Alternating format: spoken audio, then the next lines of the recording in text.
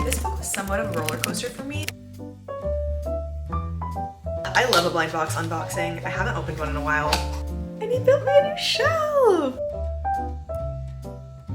Hello my besties, welcome back to my channel. In today's video, we're gonna be doing loads of fun book things together, like updating my reading journal that I have not updated for so long. And I just got a new bookshelf. So we have a whole new big shelf that we need to organize and decorate together. But first, since this is an all-encompassing bookish things video, I thought we might as well start off with a little bit of a reading update because I haven't talked about my thoughts on the last two books that I read. The first book that I really want to talk about is None Other Than Great Big Beautiful Life by Emily Henry. This book was somewhat of a roller coaster for me as far as my thoughts and opinions went. When I first heard the plot summary, I thought this was for sure going to be a 5-star read for me. And then the cover was released. And that made me want it to be a 5-star even more because the two little people on the cover look a lot like me and Andrew. So in the back of my mind, I was kind of hoping that this would be my favorite Emily Henry book because I love the cover so much and I love the plot summary so much. Alas, it is not my favorite Emily Henry book, but I still did really enjoy it. For whatever reason, you do not know what it's about. Our main characters are named Alice and Hayden and they are both journalists. Alice is lesser known than Hayden. Hayden actually had this biography that he wrote that got lots of praise and really skyrocketed his career,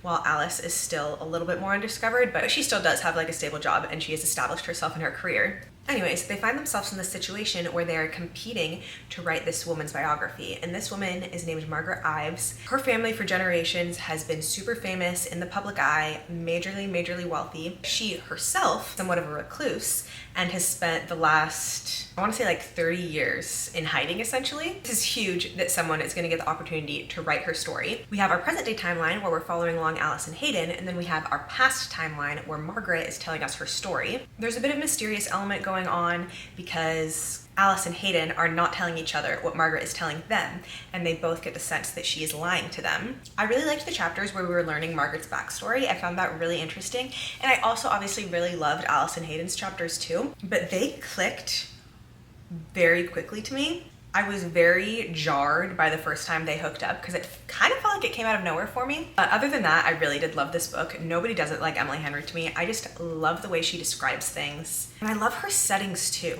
Anytime she writes a story, I want to go to the place where it takes place. She's really good at romanticizing places. I also always like how there's like a little fragment that kind of follows along the story throughout the book. And in this one, it was this quote, and it's the very first line of the book. There's an old saying about stories and how there are always 3 versions of them: yours, mine, and the truth. And that quote really sticks with Alice throughout the entire book. And it comes up in this instance where she hugs Hayden. It says, "Nothing happened. I'll remind myself later while I'm lying awake, eyes turned up to the stucco ceiling. It was just a hug. My body will tell a very different story. Yours, mine, and the truth." What else do I have underlined in here? Love isn't something you can cup in your hands, and I have to believe that means it's something that can never be lost. Honestly, there's a lot of little things that I underlined in here just because I love Emily Henry's writing so much. And I think I've decided that this is a 4.5 star for me. I'm definitely not in the GBBL haters club. I know a lot of people really didn't like this book. I still really liked it. It just wasn't quite that 5-star mark for me. And now I am currently reading Out on a Limb by Hannah Bonham Young. Why did I say it like that? Out on a Limb by Hannah Bonham Young on my Kindle. I have the Libby rental right now, and I'm about 50% in. In that book, we're following our main character, Wynne, who has a one-night stand and ends up getting pregnant. So it's an accidental pregnancy trope. I know a lot of people hate that, so steer clear of that book if you don't like that trope. But honestly, maybe I take that back, because I didn't think I liked that trope either, but I'm actually really enjoying this book, and I've heard a lot of people have that exact same sentiment. This is the first book that I'm reading by Hannah Bonham Young, and I really like her writing. I think she's very witty, and her characters are super funny, and I'm loving the main male character, Beau. Beau has a prosthetic leg, and Wynne has this thing that she was born with, where basically one of her arms is a lot tinier than the other one, so it's really cool that it has that representation too. But yeah, maybe by the time I'm done with this video, I will have finished that book so I can give my final ratings and reviews. I really wish that I had more Spotify audiobook hours because I would totally listen to that book while I do my reading journal right now.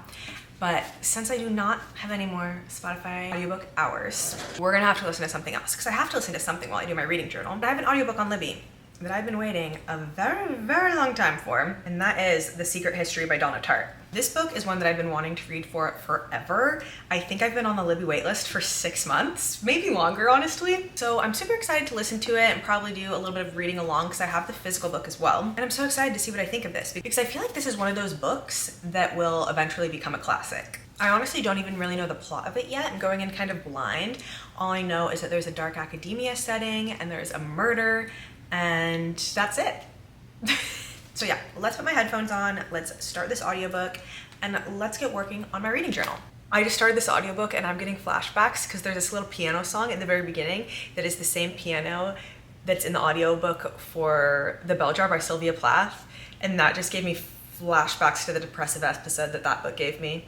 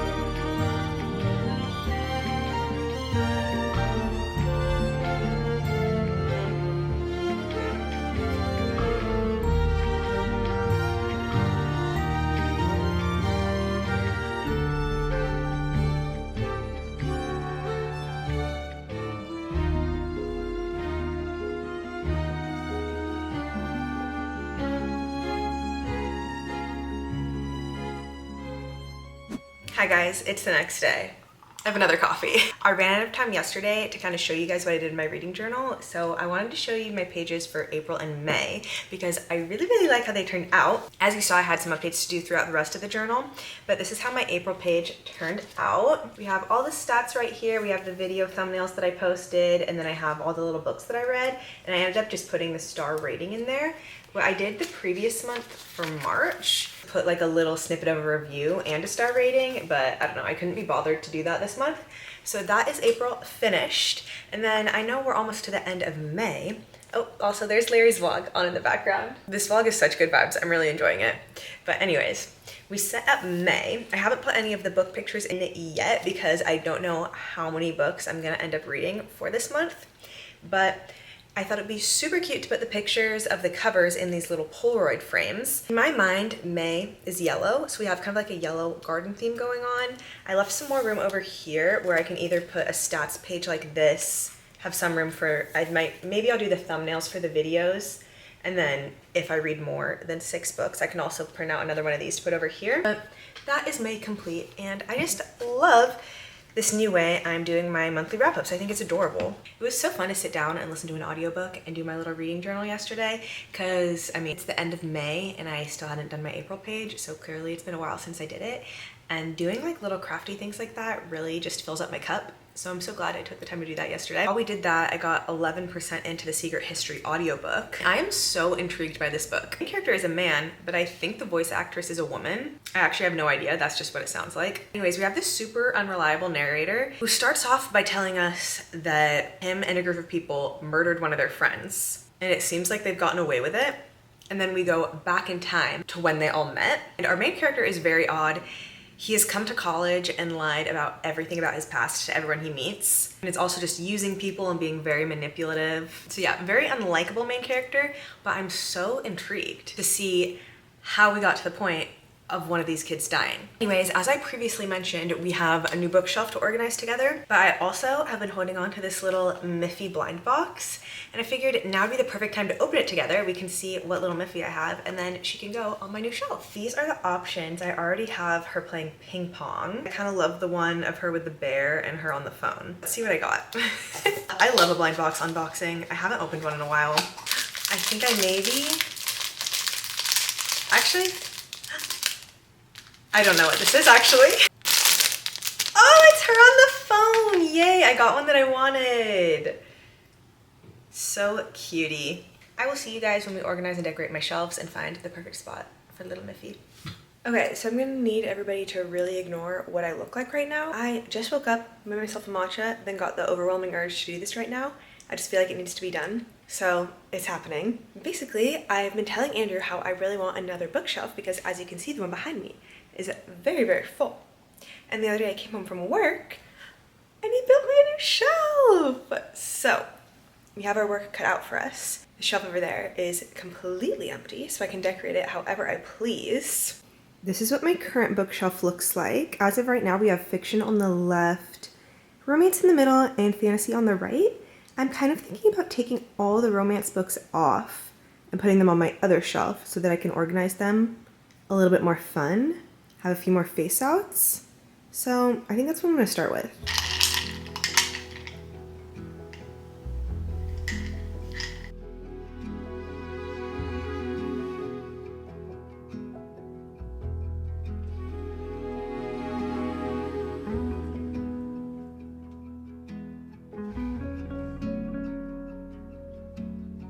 I'm gonna do a little dusting of the shelves because as I was taking those books off, it was a little dusty.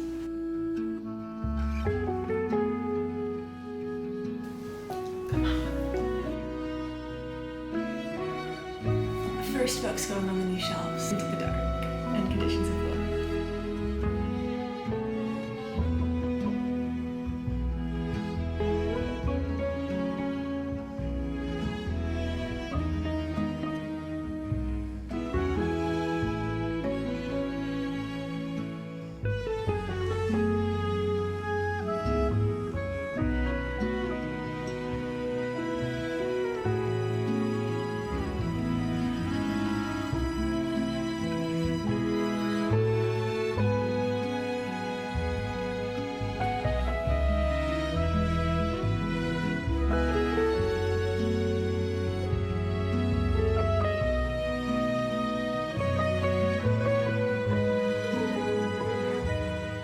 Copy of Done and Dusted looks like it's been to hell and back because I brought it in the sauna when I was reading it and it completely fell apart.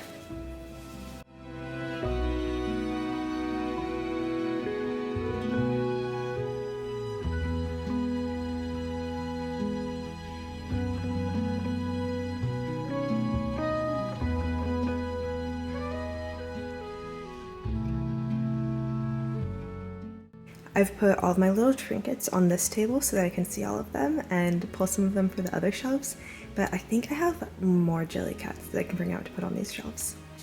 This is my stuffed animal bin. I feel like this little bunny can definitely go on my shelves. This little avo used to be on my shelves before I ran out of room, and so did this strawberry. So I think I'm gonna grab all of them. I love this one too. This one's my birthday cake, but I think it's gonna stay in my bin for now. Okay, I really, really like how all my romance books right now. I did some face outs of some of my faves, but I still have these bottom two shelves. So should these bottom two shelves be my TBR shelves?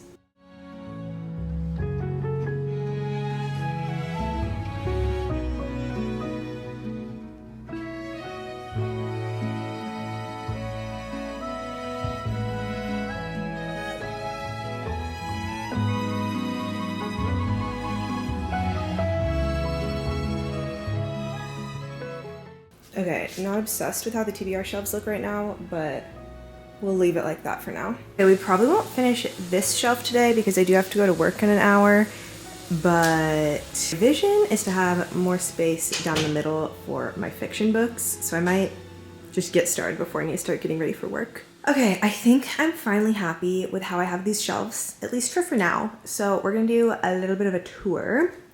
Up here, oh, also, we have to use non-natural light because we don't have a lot of natural light over on this side of the apartment, so sorry, hopefully it doesn't suck. The romance books are pretty much exactly where I had them before. Up top we have my Bouquet Jellycat, then we have Allie Hazelwood, Ashley Poston, Abby Jimenez, my Heartstopper books. Then we have my Jessa Hastings shrine. I was so excited to expand this shrine and have all of her books all together, along with my little bees. Next is the Emily Henry shrine. We have my little Pain au Chocolat Jellycat, and then my, oh, hi. And then my new little Miffy that you guys saw me open. She just matches Funny Stories so well. Then we have more romance. Elsie Silver, Lila Sage, Pumpkin Spice Cafe, some random ones, some indie romances, my Arc of the Love Haters, and then Christina Lauren. And then, instead of having the books that I haven't read yet down here, I decided to put all of my fiction books. So we have some fiction hardcovers. We have my autographed copy of The Favorites that I haven't read yet. I just got this about a week ago and I'm so excited to get to it. We have Gabrielle Zevin, Taylor Jenkins Reads. Am I okay? Taylor Jenkins Reid. Deep Cuts, some Sally Rooney, some kind of classics, and then some more general fiction over there. And then on this bottom little shelf, luckily we have a lot of room to grow all of my fiction books, but down here we have Ellen Hildebrand, some other random ones, and then all my Frederick Bachman books. I also have my little Strawberry Jellycat, my favorite candle ever. This is just a backup, but it's Wild Mint and Santal. I get these from Trader Joe's. Nope, I get them from Whole Foods. And I am addicted to them. They were on sale a couple weeks ago, so I bought a bunch of them because they're kind of expensive, but I love this smell so much. And then my little Salt Rock lamp, which I've almost gotten rid of this multiple times, but it fit perfectly right there, so staying for now. Right, now we'll move over to the original shelf. This is my cozy corner. Andrew put my orchid Lego up at the very top here, and I'm not sure I even like it up there, but I can't reach it, so it'll be there for now. I still have all of my mystery books together, and then I've kind of spread out all of my nonfiction books, but kept them color coordinated because why not? Some little Jellycats to match, so cutie. Here are Andrew's books and his prized possessions, his Ducks helmet and his golf Jellycat. Down here is kind of like a random corner. I have magazines, coffee table books, bookmarks, annotation things, and then all of my Pilates training workbooks. And then what I'm so excited about is I have so much room for all of my fantasy books. Kind of split it up by having YA fantasy books in this middle shelf. So we have some series, Divine Rivals. I love this series so much. Had to have my Stephanie Garber shrine. More YA, and then we kind of have some cozier fantasies like the Emily Wilde series, and then some more random ones down there. Over here we have Sarah J. Maas. And as you can tell, there's lots of little Sunny Angels and Legos scattered around because I have so many of them. We have my Crowns of Nyaxia series and my 2 Fairy Loot books, which are technically YA, but I thought they looked pretty right here. And then in the middle, the best picture of my dogs. Here is Fourth Wing, Olivia Blake, The Invisible Life of Addie LaRue, and Metal Slinger. And then right here is a little stack of adult fantasy books that I have not read yet, with one of my favorite jelly cats, my little marshmallow. And once again, I have a lot of room to grow my book collection, which is so great because before I got that second shelf, I had 0 room. But down here, since I didn't have any books to fill this shelf, I figured I would just put my chess set and my puzzles. So that's what's down there. So as you guys saw, I now have books that I haven't read yet on my shelves because I had to kind of fill them out. So this means there are not any books on my TBR cart anymore. I'm now going to use that cart to organize all my crafty things and all my camera supplies and stuff. So since my read and unread books are not separated anymore, I don't want to lose track of the ones that I have not read. So I think I'm going to go on my phone, go on Goodreads, and update my Goodreads physical TBR shelf with all the ones that are like mixed in with my read books, so I can have a nice organized list of all the things that are on my TBR.